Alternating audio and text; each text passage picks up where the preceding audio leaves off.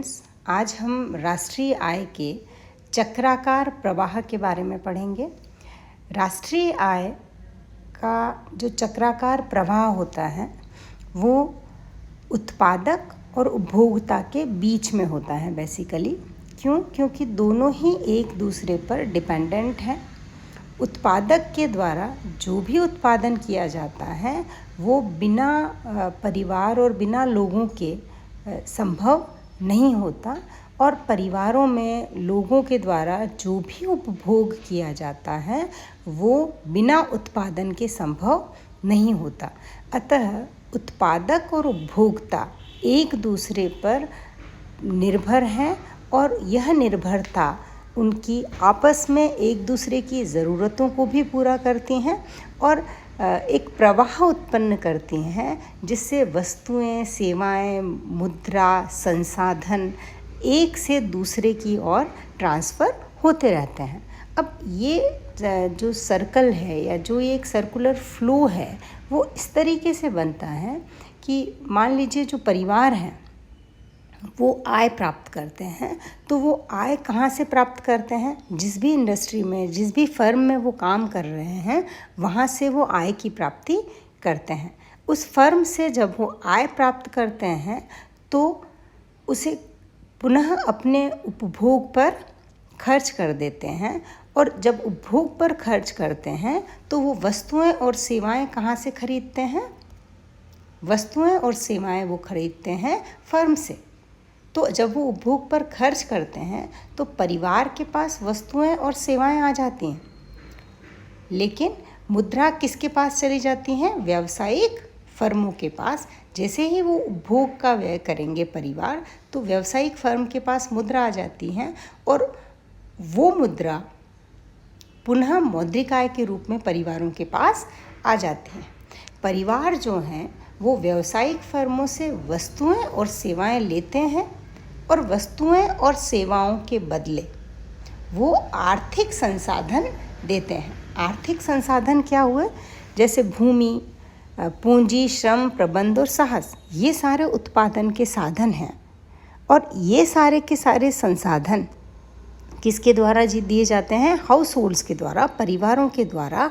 किसी भी व्यावसायिक फर्म, भले वो कोई भी क्षेत्र हो, तो उत्पादन का, कृषि हो, उद्योग हो, अन्य कोई सेवा क्षेत्र हो, वहाँ प्रवाहित होता है। तो परिवार से सर्कुलर फ्लो का मतलब यही है कि परिवार और व्यावसायिक फर्मों के बीच में मुद्रा और संसाधन कैसे प्रवाहित होते हैं। तो बिल्कुल सिंपली आपको ध्यान रखना है कि व्यावसायिक फर्म में उत्पादन होता है, वही उत्पादन परिवार उपभोग करते हैं, उपभोग के बदले में मुद्रा व्यावसायिक फर्म के पास आती है, वही मुद्रा पुनः मौद्रिक आय के रूप में, चूंकि परिवार आर्थिक संसाधन उपलब्ध करवाते हैं व्यावसायिक फर्मों को, तो वो मौद्रिक आय के रूप में वापस परिवारों के पास आ जाती हैं। वही मौद्रिक आय पुनः उपभोग वस्तुएं प्राप्त करने के लिए, वस्तुएं और सेवाएं प्राप्त करने के लिए परिवार द्वारा खर्च कर दी जाती हैं, तो मुद्रा वापस वहाँ व्यावसायिक फर्मों के पास पहुँच जाती हैं और फिर मुद्रा से वो पुनः उपभोग व्यय करते हैं। और ये जो फ्लो चलता है उसे हम राष्ट्रीय आय का चक्राकार प्रवाह कहते हैं। अब इसी के अंतर्गत अगर हम सरकार की भूमिका और पूंजी बाजार की भूमिका को भी स्पष्ट करना चाहें, तो ये तो बिल्कुल आपका सिंपल प्रवाह हुआ व्यावसायिक फर्म और परिवार में। लेकिन यदि हम इसमें सरकार और पूंजी बाजार को भी जोड़ देते हैं तो इस प्रवाह में इस तरीके से परिवर्तन हो जाता है।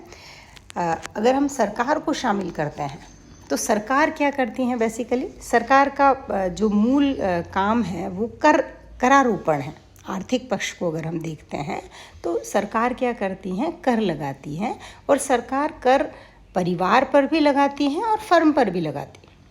फर्म को भी टैक्स देने होते हैं और परिवार को भी टैक्स देने होते हैं। ये तो है सरकार परिवार और फर्म से लेती हैं। अब सरकार देती क्या है? सरकार खर्च करती हैं, वस्तुओं पर भी खर्च करती हैं, सेवाओं पर भी खर्च करती हैं। सरकार फर्म के लिए भी खर्च करती हैं। फर्म के लिए कैसे खर्च करती हैं? कई आप एग्रीकल्चर फील्ड में देखें, इंडस्ट्रीज़ में देखें, तो कई जगहों पर सरकार सब्सिडी प्रोवाइड करवाती है। सब्सिडी का क्या मतलब होता है कि आप काफ़ी सहायता सरकार देती हैं कुछ परसेंटेज गवर्नमेंट तय करती हैं कि इतना हेल्प हम करेंगे, आप अपने फर्म को, अपने फील्ड को डेवलप कीजिए। तो यहाँ सरकार क्या करती हैं, कर के रूप में तो वो प्राप्त कर रही है, लेकिन पुनः सब्सिडी के रूप में लौटा कर किसको दे देती हैं, फर्म को दे देती हैं। ठीक इसी तरीके से गवर्नमेंट के कई प्लान्स चलते हैं, उससे हाउस होल्ड्स को बहुत मदद होती है। विशेष तौर पर जो गरीब तबके या आपका पॉवर्टी लाइन से नीचे के लोग हैं, उन पर सरकार बहुत खर्च करती हैं। तो सरकार के द्वारा भी क्या होता है, टैक्स के रूप में इनकम प्राप्त करना और उसे पुनः वस्तुओं और सेवाओं के रूप में फर्म और परिवारों को सहायता देकर खर्च कर देना। अब जब ये प्रवाह चलता है, इस बीच में पूंजी बाज़ार बहुत ही महत्वपूर्ण भूमिका निभाता है। पूंजी बाज़ार का मतलब होता है जहाँ पर पूंजी का लेन देन होता है। चूँकि किसी भी व्यवसाय में पूंजी बहुत ही महत्वपूर्ण होती हैं और पूंजी भी डायरेक्टली इनडायरेक्टली परिवारों से ही फर्म के पास पहुँचती हैं। ऐसा नहीं होता कि फर्म के पास अपनी कोई पूंजी होती है। सामान्यतः जो फर्म हैं वो किसके द्वारा इस्टेब्लिश की जाती हैं, इन्वेस्टमेंट के द्वारा। निवेश अगर किया जाता है तो एक फर्म अच्छे से रन करती है। कैपिटल बहुत ही ज़रूरी है किसी भी उद्योग को, किसी भी फर्म को, किसी भी इंडस्ट्री को चलाने के लिए। तो परिवार अपनी आय को दो तरीक़ों से खर्च करता है, या तो उपभोग कर लेगा और या बचत कर लेगा। और जो परिवार की बचत होती है वो किसी न किसी रूप में पूंजी बाज़ार में आ जाती हैं और पूंजी बाज़ार के द्वारा फर्मों में निवेश कर दिया जाता है। तो इस प्रकार परिवार उपभोग पर खर्च करके तो फर्मों को देता ही है, पर साथ में अपनी बचतें भी कहाँ पहुँचा देता है, एक तरीके से फर्म के पास पहुँचा देता है। फर्म के द्वारा जो भी उत्पादन किया जाता है वो परिवार भी प्राप्त करते हैं, वस्तुओं को सरकार भी प्राप्त करती हैं और सरकार अपने तरीके से उन्हें लोगों तक पहुंचाती हैं।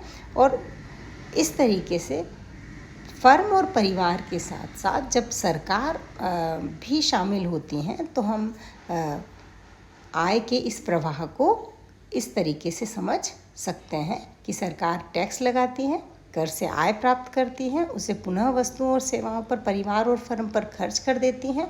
परिवार जो भी उपभोग करता है उससे मौद्रिक आय प्राप्त हो जाती है फर्म को, और जो भी बचत करता है वो भी इनडायरेक्टली पूंजी बाज़ार में निवेश होकर फर्म के पास पहुंच जाते हैं। तो इसे हम आय का चक्राकार प्रवाह कहते हैं कि आय किस तरीके से उपभोक्ता, फर्म, सरकार और पूंजी बाज़ार के माध्यम से प्रवाहित होती रहती हैं।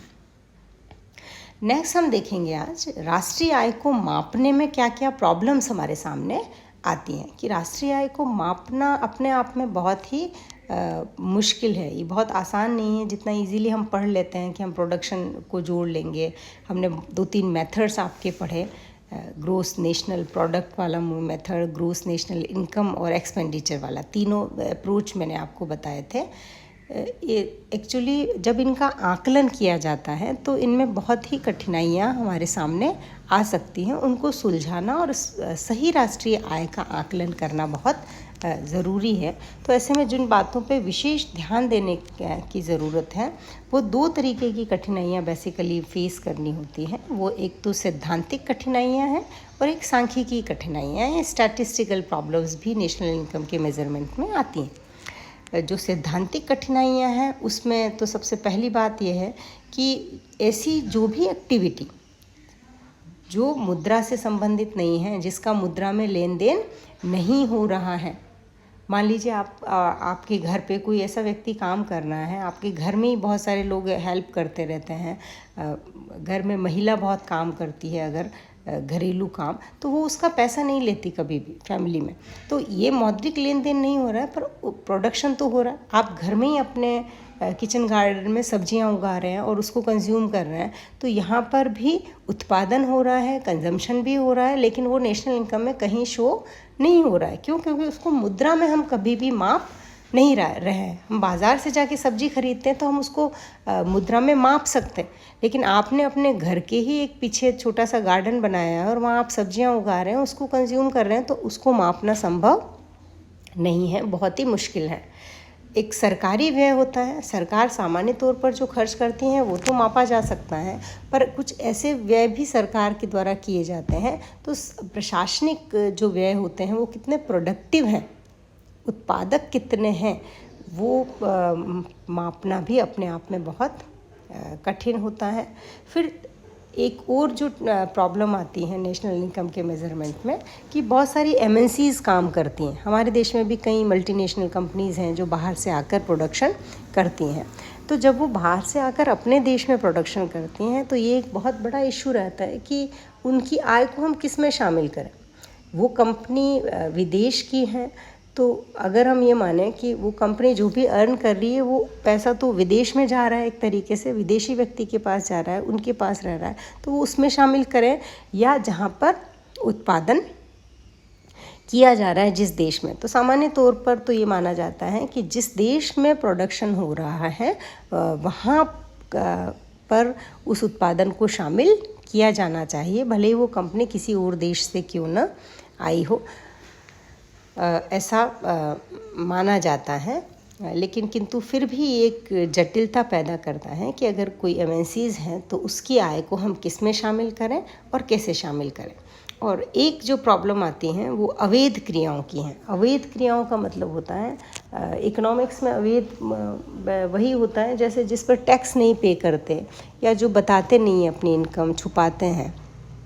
तो कई ऐसे सोर्स ऑफ इनकम होते हैं जिनको लोग बताना पसंद नहीं करते, जबकि वो सारे काम भी बहुत प्रोडक्टिव हो सकते हैं। लोग उसको, उन चीज़ों की सुविधाओं को उपभोग भी कर रहे हैं, उपयोग में भी ला रहे हैं, लेकिन फिर भी चूँकि वो लीगल एक्टिविटीज़ नहीं मानी जाती हैं तो ऐसे में उसको भी शामिल नहीं किया जा सकता।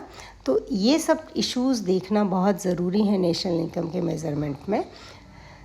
नेक्स्ट आपका आता है सांख्यिकी कठिनाइयाँ। कुछ बहुत ही टेक्निकल प्रॉब्लम्स आती हैं नेशनल इनकम के मेज़रमेंट में। उसमें जो सबसे पहला है आपका कि कृषि उत्पादन का, चूँकि हमारा देश में तो मैक्सिमम लोग एग्रीकल्चर प्रोडक्शन में लगे हुए हैं आज भी।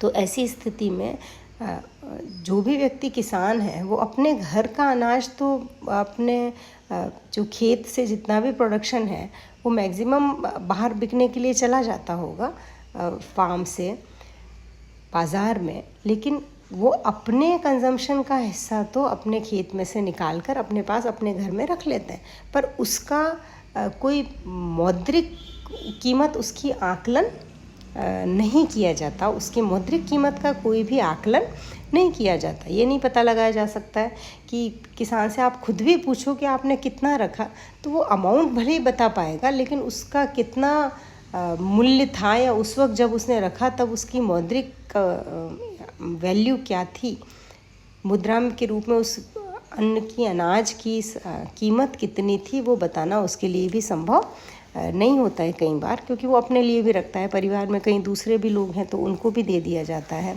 तो ऐसी चीज़ों को शामिल करना भी कठिन है। अशिक्षा भी है अपने देश में, और ऐसे में कई लोग छोटे छोटे, जो ज़्यादातर जो बिजनेस करते हैं लोग, जो काम करते हैं, वो अपने पूरे ट्रांजैक्शन का, पूरे लेन देन का हिसाब किताब भी क्लियर नहीं रखते हैं, कि उनके पास स्पष्ट हिसाब किताब, आप उनसे खुद भी पूछोगे तो वो पूरे साल भर का ब्यौरा, इनकम आपको बिल्कुल सही बता पाएँ, ये ज़रूरी नहीं होता। फिर कई बार आंकड़ों का अभाव होता है और हम रिलाई नहीं कर सकते हर आंकड़े पर कि ये बिल्कुल सही है या नहीं है। और एक जो बड़ी समस्या आती है वो दोहरी गणना की है। दोहरी गणना के बारे में मैंने पहले भी राष्ट्रीय आय के बारे में बताते वक्त आपको बताया था कि ऐसा ये गलती नहीं हो जाए राष्ट्रीय आय की गणना में कि हम एक ही वस्तु जिसका उत्पादन कर रहे हैं उसको बार बार हम राष्ट्रीय आय में शामिल कर लें, कहीं ऐसा न हो। इससे बचना बहुत ज़रूरी है। तो ये सारी प्रॉब्लम्स नेशनल इनकम के मेज़रमेंट में आती हैं और इसको हमें ध्यान रखने की ज़रूरत है। Thank you.